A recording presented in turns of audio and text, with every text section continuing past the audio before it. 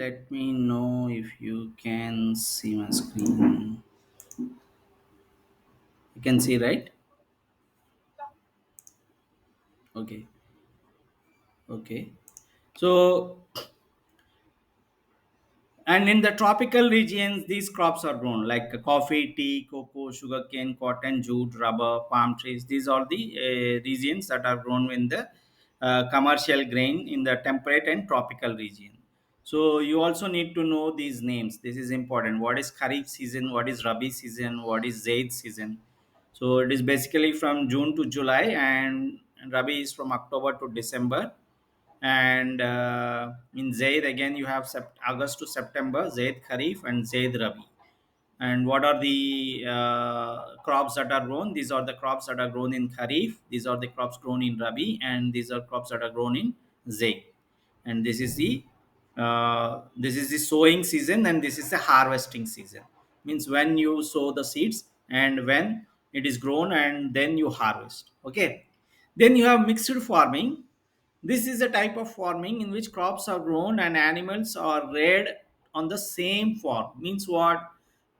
Like they grow the crop and in the land, and they use the same land for rearing their animals also. So that is called mixed farming. So what happens because of this practice? When they grow the plants, whatever the plants that are there on the land, it is eaten by the animals, it is reared by the animals.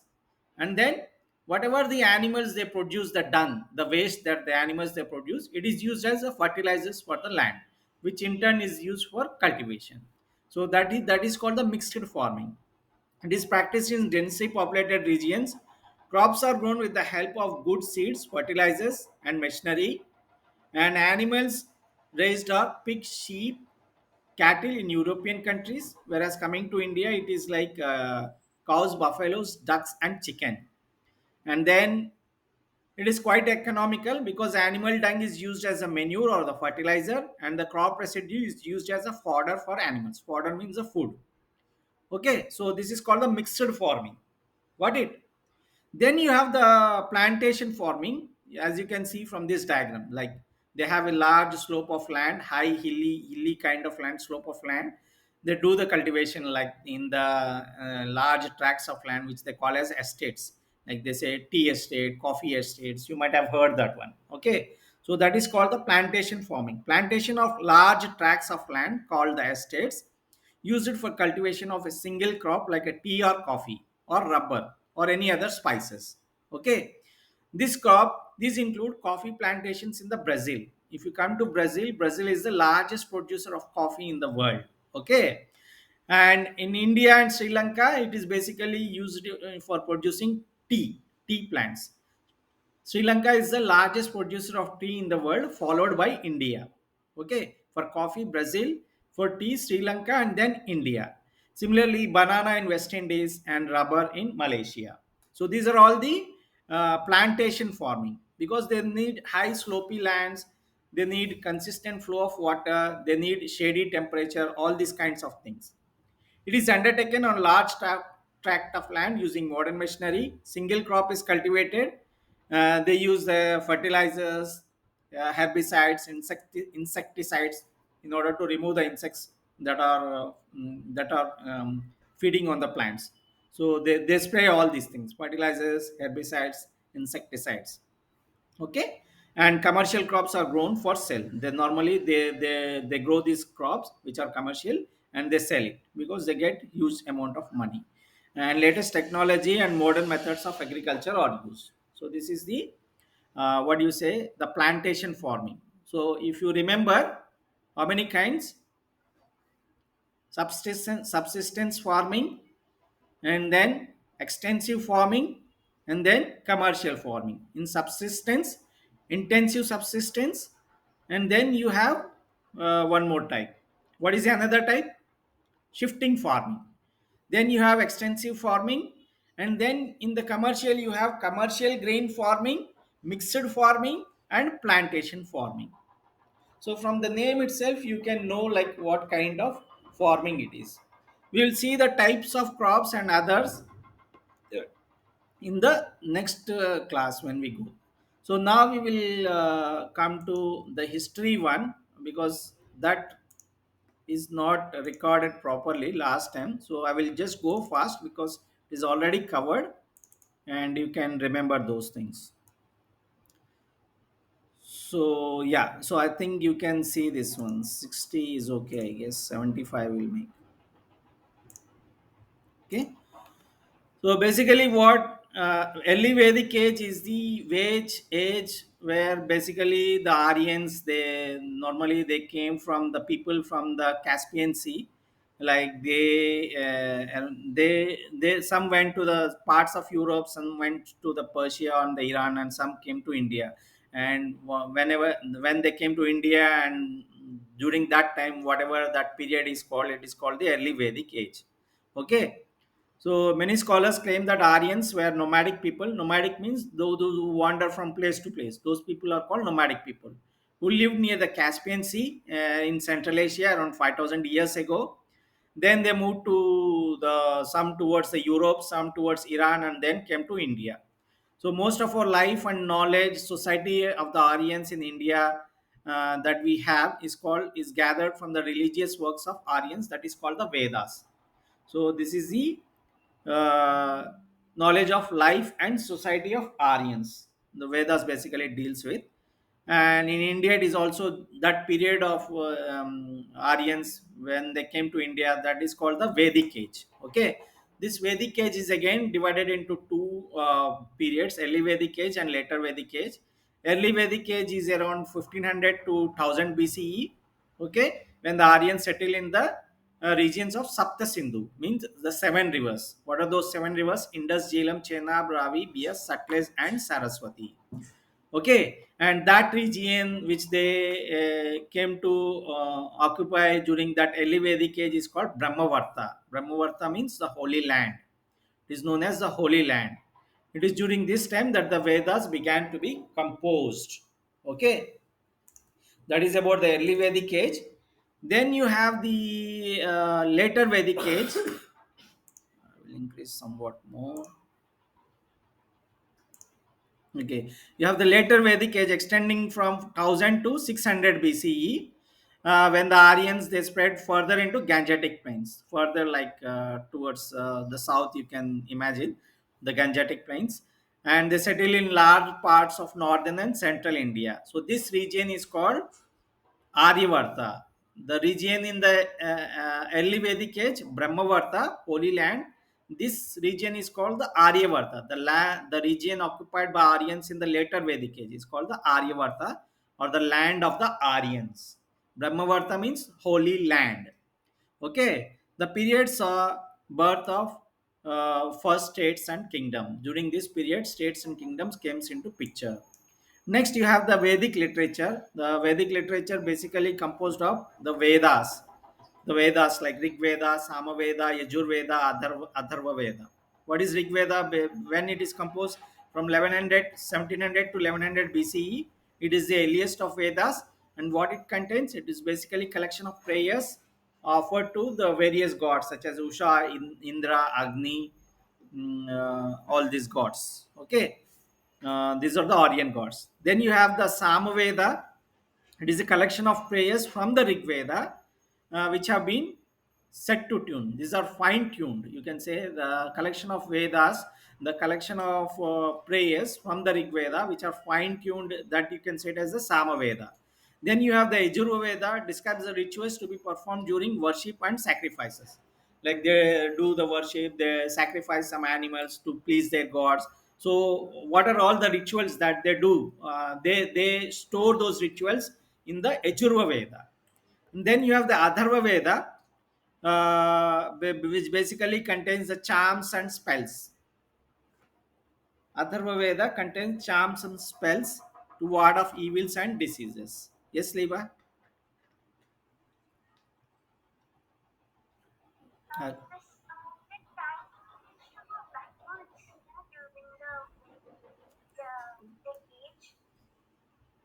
can you repeat again? I did not get.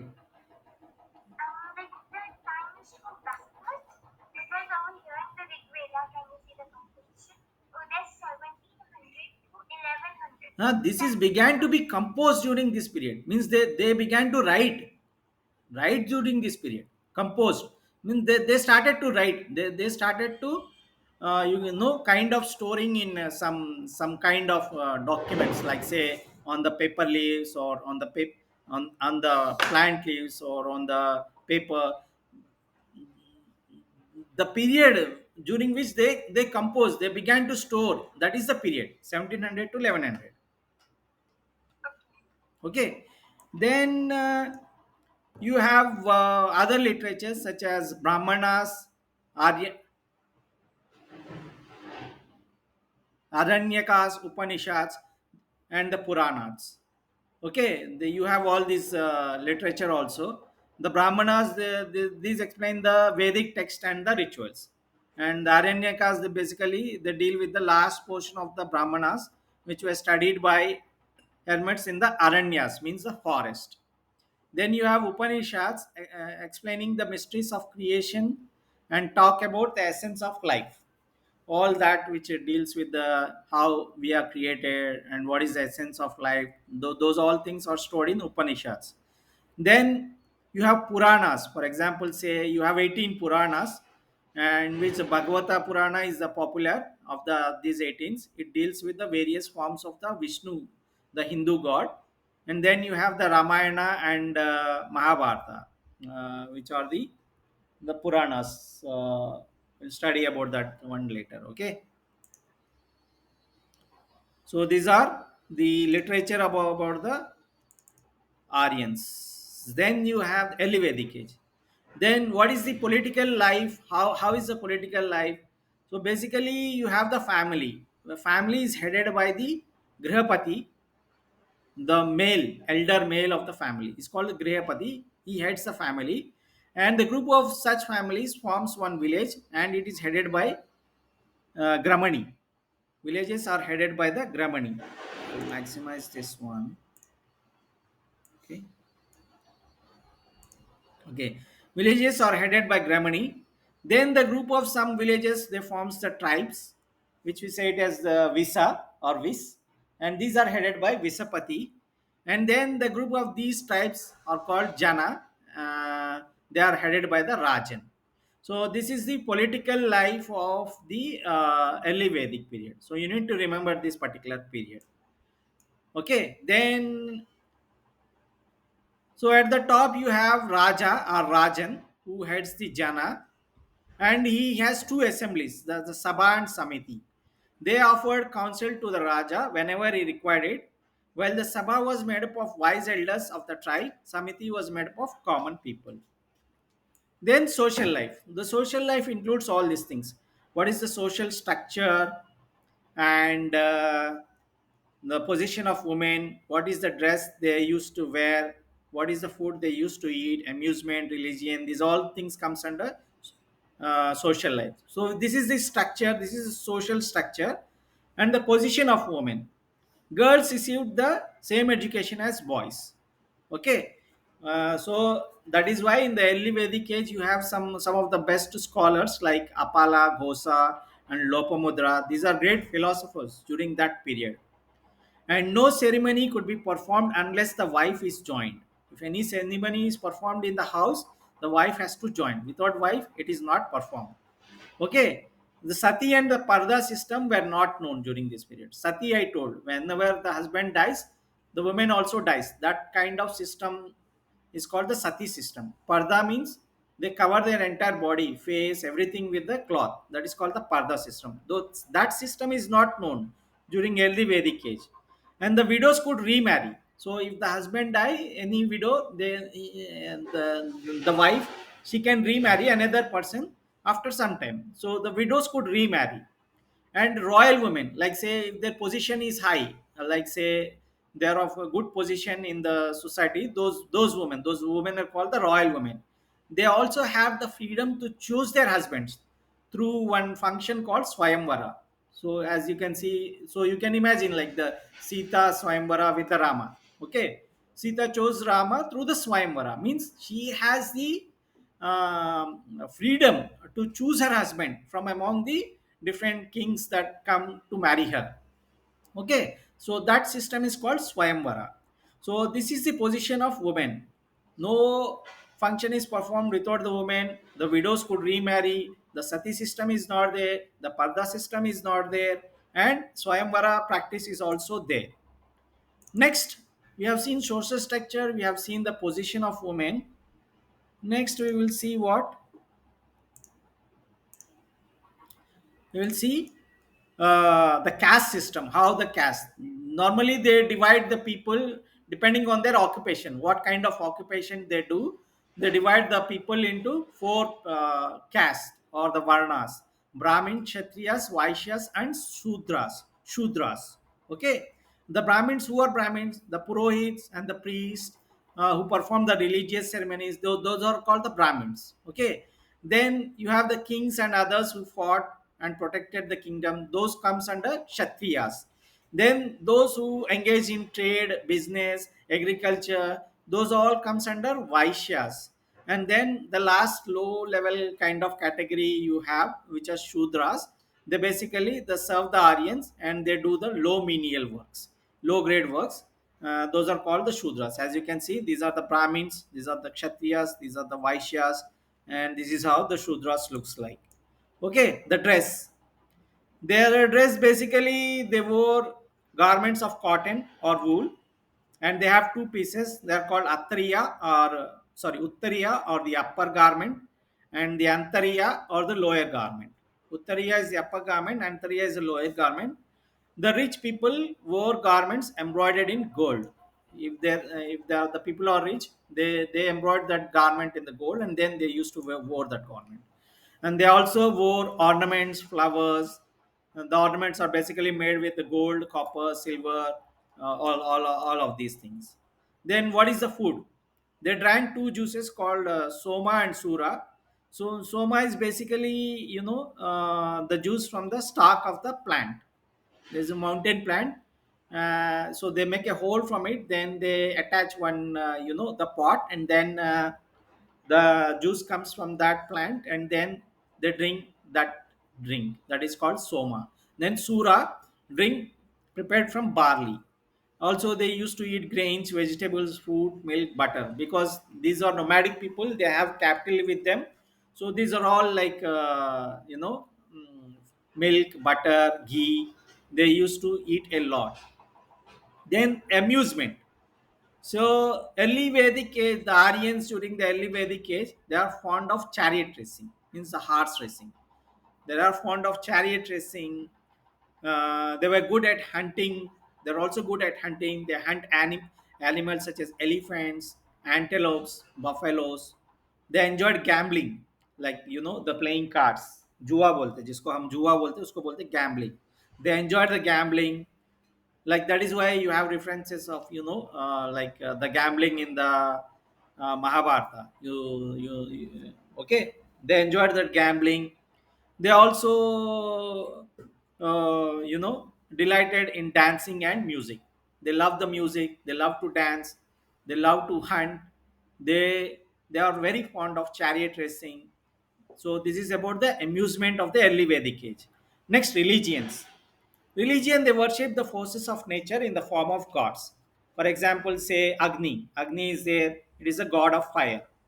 Similarly, you have Indra. Indra was a god of thunderstorms and war. Agni was a god of fire. Surya was a sun god. Like that, you have different gods. They have Dyaus, which is the god of sky, and then they have the earth or the Prithvi, which is the goddess of the earth. So these are the different gods. They worship these forces of nature as gods, and they have these different names for these gods. Then the Varuna, they have the Varuna. You can see this here. This is the Agni god. This is the Indra. This is Surya, sun god. Then the Varuna, the god of rain. So these Aryans, during the early Vedic age, they believed that these gods protected them from enemies. So that is why they used to worship them to please them, so that they don't get angry and they do the sacrifices. The Aryans believed that there were other beings in the universe also more powerful than humans, but not as powerful as gods.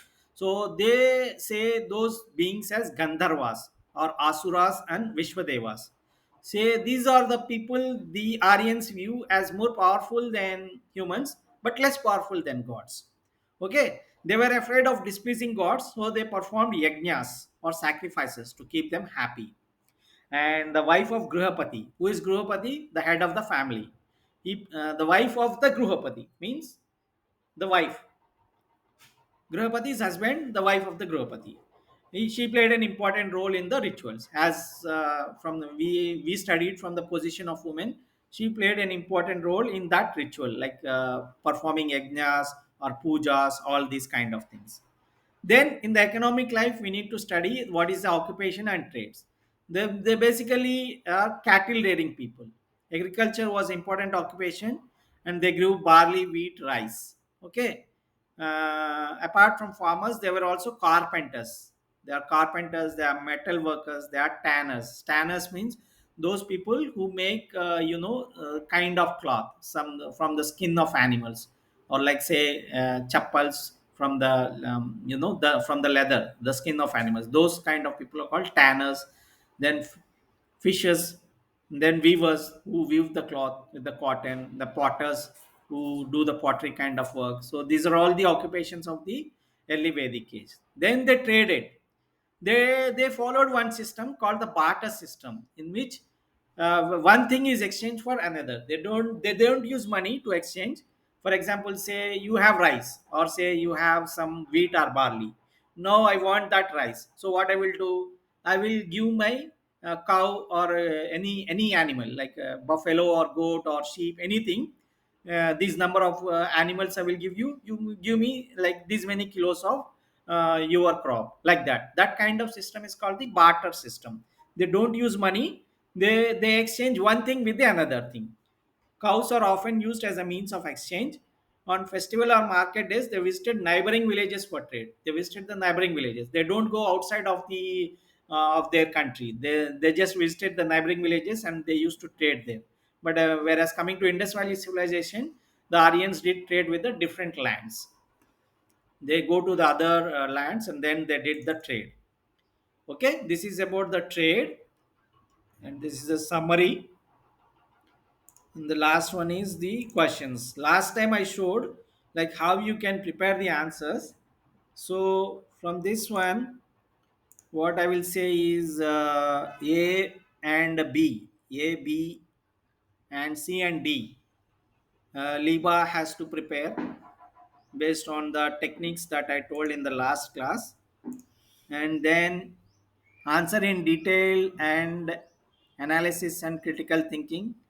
Sarthak has to do. Is it okay?